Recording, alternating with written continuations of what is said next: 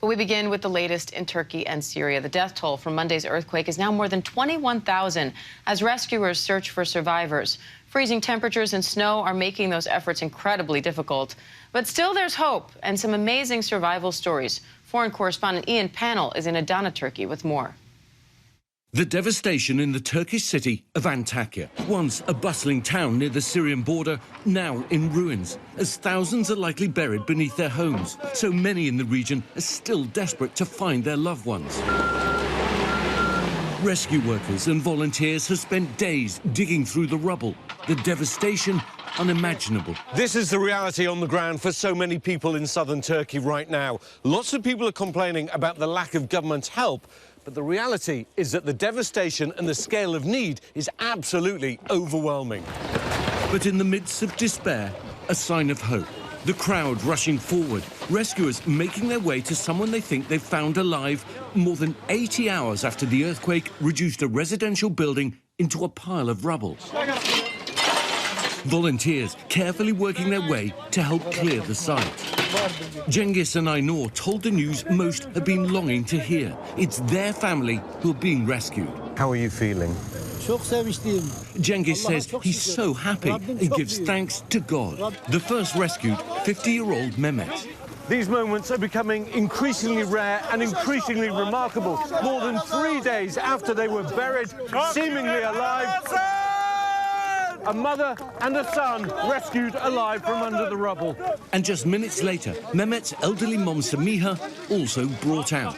A brief moment of joy in a city where so many others know that time and hope are now slipping away.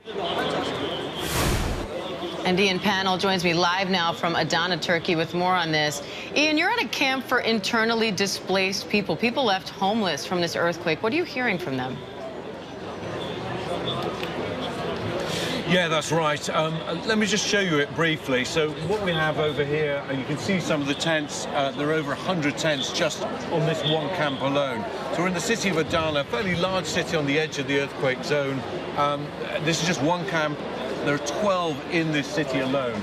So over there you have donations from people, you have kind of like a food kitchen that's been set up, and down through there, you probably can't make it out, a lot of people are starting to burn wood to try and keep warm. In fact, actually, if you just come forward just slightly, you can see some people gathered around the fire here, because as soon as the sun disappears, the temperature absolutely plummets to at least 0, if not below 0. Just get some sense of the size of it. You can see the row of tents there, and it goes back and back and back. There's one camp, more than 700 people, 12 camps in this city, and that's just one city in the earthquake zone.